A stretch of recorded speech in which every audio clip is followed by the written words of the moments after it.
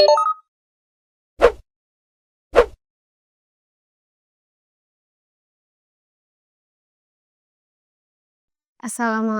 warahmatullahi wabarakatuh.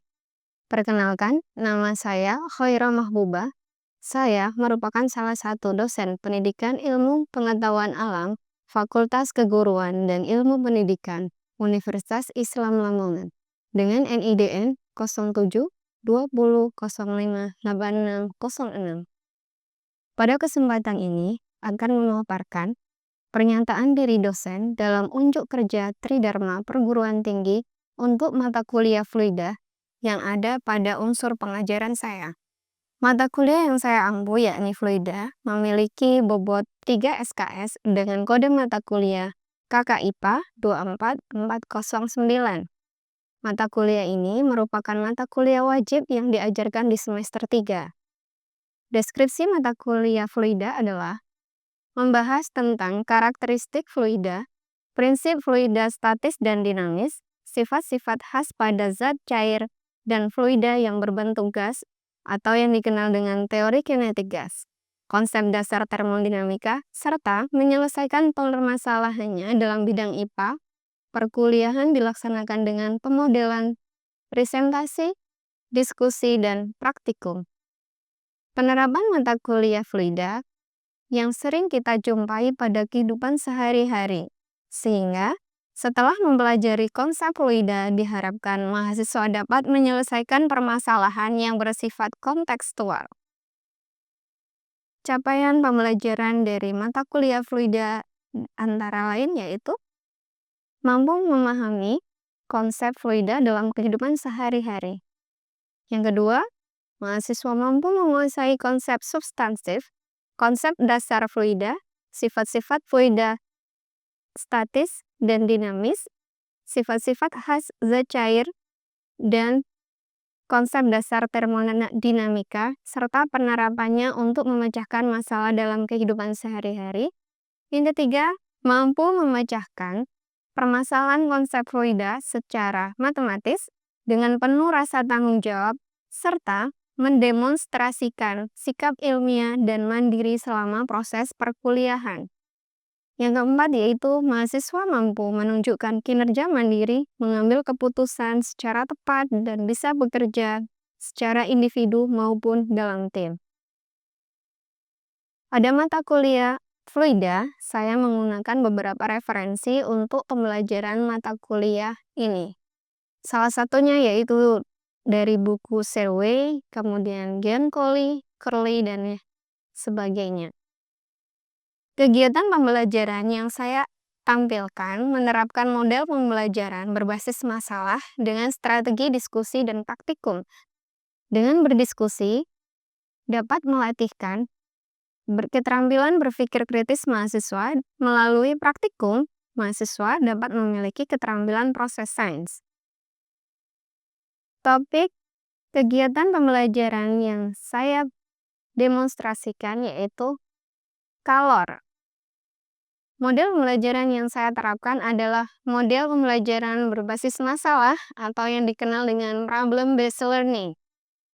Model PBL ini sangat cocok dengan mata kuliah Fluida karena melatihkan kemampuan bernalar, keterampilan berpikir kritis, dan keterampilan proses sains. Strategi pembelajaran yang saya gunakan adalah diskusi dan praktikum. Dengan diskusi diimplementasikan pada pembelajaran ini adalah untuk melatihkan mahasiswa berpikir kritis, kemudian melatihkan keterampilan proses sains. Dalam pembelajaran yang saya lakukan, saya mengintegrasikan dengan penelitian yang berjudul Improving a Junior High School Students Critical Thinking Through Scaffolding Method on Heat Concept yang sudah terpublikasi pada jurnal nasional terakreditasi pada tahun 2024. Selain itu, saya juga mengintegrasikan dengan kegiatan pengabdian masyarakat pada tema sosialisasi percobaan sederhana untuk melatihkan keterampilan proses sains pada guru dan siswa SD MI di MTS Al-Karimi 1 Tebuung, Dukun, Gresik. Untuk asesmen pada mata kuliah fluida yang saya gunakan yaitu kehadiran dan keaktifan dengan persentase 15%, kuis, tugas, dan praktikum totalnya 30%, kemudian UTS 20%, dan UAS 30%. Berikut adalah video pembelajaran yang sudah saya lakukan. Assalamualaikum warahmatullahi wabarakatuh. Waalaikumsalam warahmatullahi wabarakatuh. Apa kabarnya hari ini? Alhamdulillah. Oke, alhamdulillah. Sampai detik ini kita ketemu lagi di pertemuan yang ke-8. Sebentar, saya cek dulu ya. Untuk hari ini apakah masuk semua? Oke, alhamdulillah dalam keadaan sehat semuanya ya. Oke, pertemuan ini saya akan menyampaikan kalor ya. Kalor adalah salah satu konsep dari dasar dari termodinamika. Nah, kalor sendiri itu apa ya? Ada yang tahu kalor? Energi panas. Oke, berarti yang ada hubungannya dengan energi panas. Ya, benar. Oke. Nah, ini adalah tujuan pembelajaran kita hari ini, yaitu yang pertama memahami definisi kalor, kemudian mendeskripsikan pengaruh kalor terhadap zat, kemudian membedakan konsep perpindahan kalor, dan yang terakhir yaitu mendeskripsikan tentang hukum kekekalan pada kalor, konsep kalor ya. Yang pertama kita bahas terkait kalor. Nah, ini isi materi hari ini kita adalah terkait kalor, ada perpindahan kalor, ada hukum kekekalan energi untuk kalor, perubahan wujud zat, dan pemanfaatan kalor sendiri itu apa. Seperti itu ya. Oke, yang pertama, ada yang tahu kalor itu apa selain energi panas? Energi yang dipindahkan dari suatu benda ke benda lain karena adanya perbedaan suhu dan temperatur. Oke, terima kasih. Nah, ini yang kita tahu, kita ada di dalam ruangan kan ya, otomatis suhu ruangan dalam semua yang ada di sini adalah suhunya sama karena kita di ruangan tertutup di suhunya yang sama, otomatis semua benda ini memiliki suhu yang sama. Tapi apa yang terjadi? Ya, coba semuanya pegang kursinya yang berbahan logam. Nah, yang ini. Kemudian satunya kanan di logam, kemudian satunya di kayu. Bahannya kayu ya, mejanya ya. Oke, pertanyaan saya, apakah suhunya sama? Tidak. Nah, kenapa demikian? Nah, ini. Ada yang tahu? Ada yang tahu? Oke. Jadi, kalor itu adalah yang tadi yang disebutkan oleh Mbak Ani ya. Kalor adalah energi yang dipindahkan dari suatu benda ke benda lain karena adanya perbedaan suhu atau yang diterima atau yang dilepaskan oleh sebuah benda sehingga suhu benda tersebut naik atau turun ataupun berubah wujudnya. Jadi perubahan kalor itu tadi yang pertama. Karena kalor itu ada yang melepas dan ada yang menerima. Nah, ketika gagang dari kayu ini adalah bahannya adalah logam. Nah, logam itu konduktor atau isolator?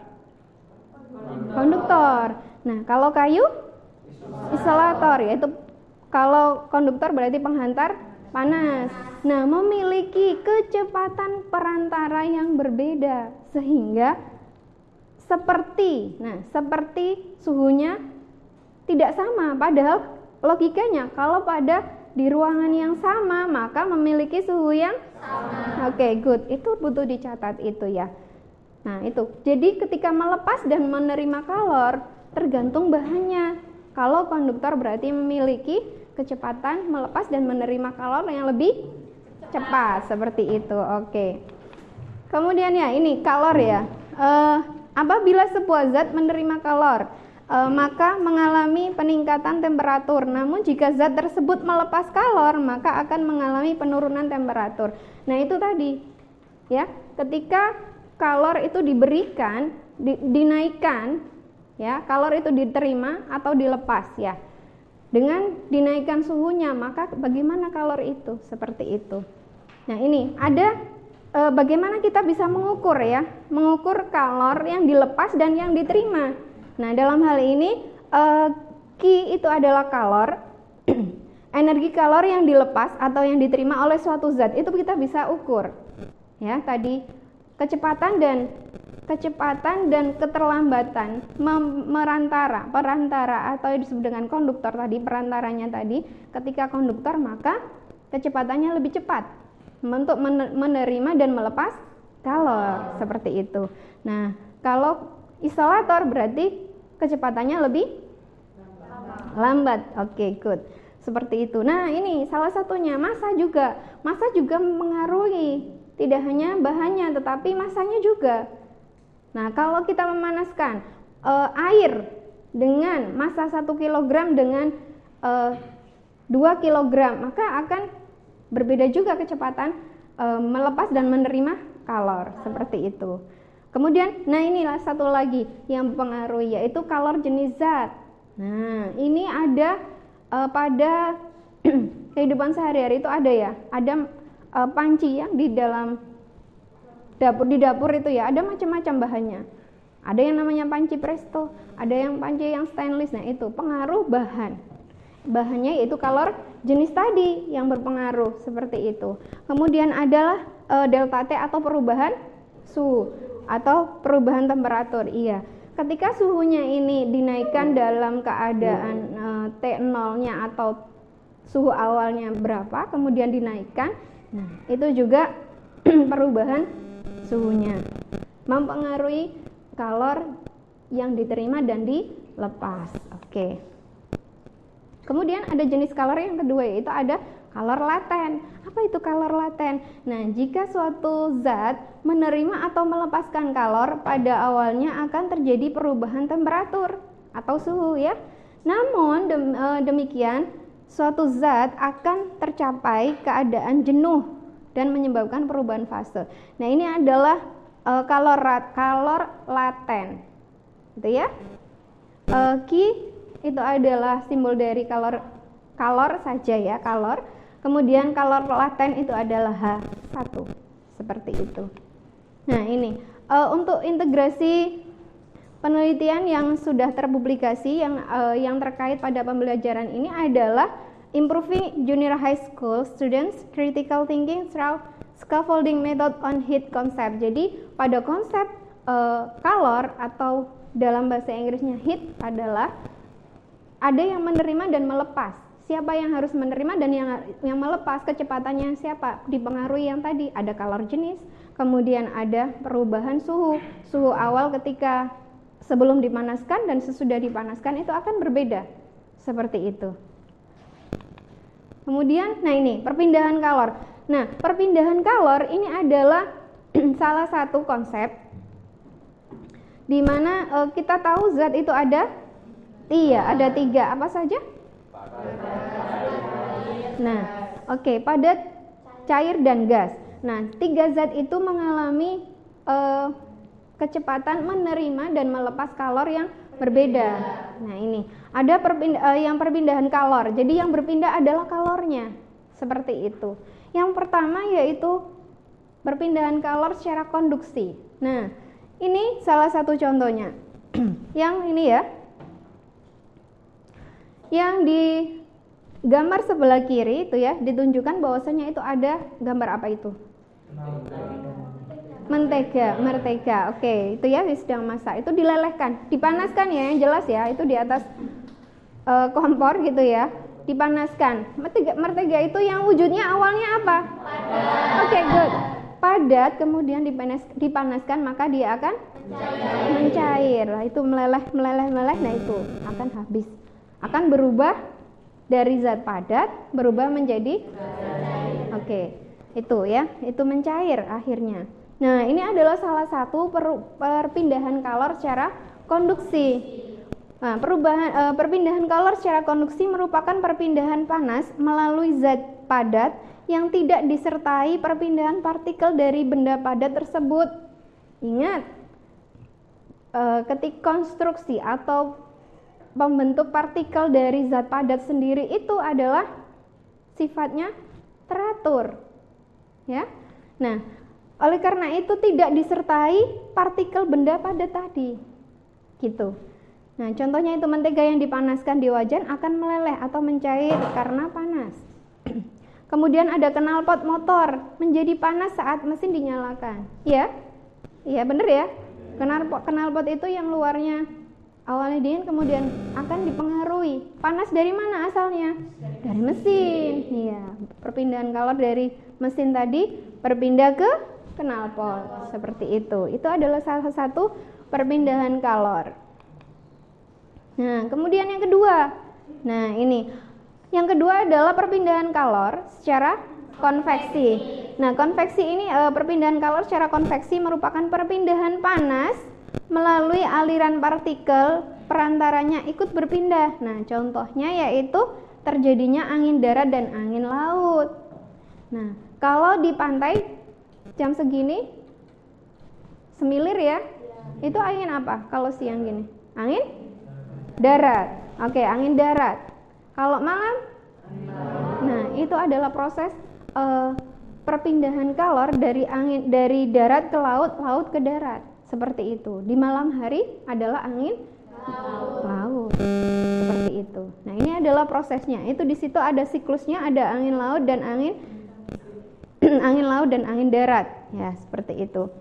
Kemudian yang kedua air mendidih. Nah ini yaitu dengan meningkatkan atau menambahkan panas pada air. Nah, suhunya ditingkatkan atau ditambahkan dengan memanaskan air. Nah, itu. Pada saat yang belum mendidih sampai proses mendidih, nah itu adalah proses perpindahan kalor secara konveksi. Mengapa demikian? Karena pada saat konveksi, air mendidih itu ya, ada arus konveksi. Jadi massa jenis yang ada di panci, karena itu gambarnya itu ya dipanaskan dalam panci itu akan massa jenisnya akan sama. Nah, itu adalah proses mendidih. Ketika sudah mendidih berarti akan sama dari atas bawah, samping kanan, samping atas. Dia akan mengalami siklus yang disebut dengan arus konveksi. Seperti itu. Nah, yang ketiga, radiasi. Nah, ini radiasi yaitu perpindahan kalor secara radiasi, yaitu perpindahan panas atau perpindahan kalor tanpa adanya zat perantara. Contohnya ya, salah satu contohnya yaitu iya, kalau siang hari seperti ini akan terasa terik ya. Nah, itu akan terasa panas. Nah, itu tanpa disertai perantara. Itu adalah perpindahan kalor secara radiasi. Jadi tanpa perantara, seperti itu ya. Tahu sendiri kan bahwasanya jarak antara bumi dan matahari itu berjuta-juta kilometer, tapi sampai pada bumi tanpa disertai perantara. Jadi sinar matahari tembus di ozon sampai ke permukaan bumi, seperti itu. Kemudian ini nih pemanfaatan ya, menetaskan telur unggas dengan menggunakan lampu. Jadi lampu ini adalah menghasilkan panas, energi panas, kemudian akan membantu penetasan telur yang ada di mesin itu. Jadi seperti mesin kotak gitu ya. Kemudian suhunya dikondisikan. Jadi kalau telur atau unggas itu, kalau telur ayam itu usianya 21 hari akan menetas. Nah, seperti itu. Nah, dibantulah dengan lampu-lampu ini pengganti induk ayam. Nah, ini pemanfaatannya seperti itu. Oke? Seperti ya semuanya ya. Nah, ini baik, kalau mungkin ada yang mau ditanyakan? Oke, untuk bisa lebih memahami lebih lanjut, saya berikan ini ya, lembar kerja di mana nanti saudara mengamati perpindahan kalor seperti apa. Silakan mengamati, bahannya saya bagikan dulu ya.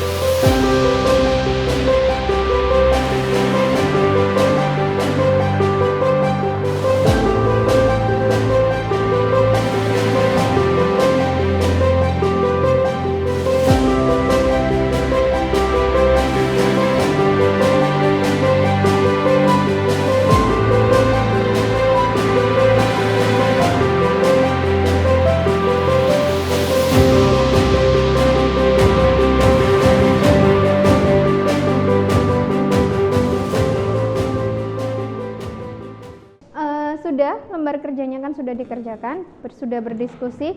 Oke, bisa mewakili mengapa memberikan penjelasan bagaimana prosesnya tadi ya, lilinnya menempel tadi, kemudian dipanaskan di salah satu ujung dari logam tadi, apa yang terjadi dan mengapa demikian. Boleh yang dipresentasikan untuk hasil pengamatan yang dilakukan oleh teman-teman kelompoknya dan hasil diskusinya. Silahkan dari kelompok 3. Oke, boleh maju.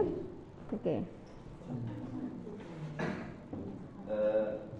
Langsung saja saya mewakili dari kelompok 3 akan menjelaskan terkait percobaan yang telah kita lakukan tadi. Antaranya tadi kan ada spatula, yang mana spatula tersebut diletakkan 3 buah lilin, yang mana yang satu itu di ujung, kemudian yang kedua di agak tengah, kemudian yang ketiga di tengah. Nah, kemudian ujung dari spatula tadi dipanaskan, yang mana itu membuat lilin yang ditempelkan pada spatula tadi itu meleleh sesuai urutannya dari yang paling dekat sampai yang paling jauh. Dimana kan logam kan memiliki sifat konduktor yang cukup baik lah. Mungkin itu saja dari kelompok 3. Terima kasih. Oke, terima kasih.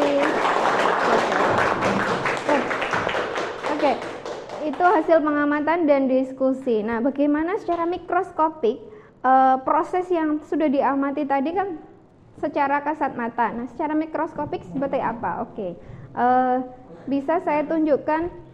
Nah, ini adalah secara mikroskopik yang bisa dikerjakan, yang sudah dikerjakan saudara tadi ya, yang sudah pengamatan. Nah, ini paku itu dilapisi oleh lilin. Nah, ini ya, sama ya seperti yang sudah dikerjakan tadi ya. Nah, dipanasi salah satu ujungnya. Ini ya. Nah, itu jatuh satu persatu, satu jatuh ya, yang dekat dengan sumber api gitu ya. Oke. Kemudian tetap dipanaskan ya. Tadi berapa lama? 5 menit. Oke. Nah, apa yang terjadi?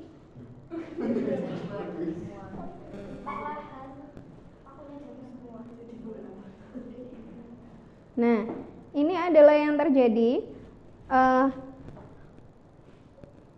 Partikel-partikel penyusun dari logam, yang atas itu adalah ilustrasi dari partikel penyusun logam yang dipanaskan di salah satu ujungnya. Itu terjadi dari perpindahan kalor, itu adalah bergetarnya partikel yang ada di logam itu. Nah, ini perpindahan kalor itu. Nah, merambat itu dengan kecepatan partikel yang ada di penyusun suatu zat.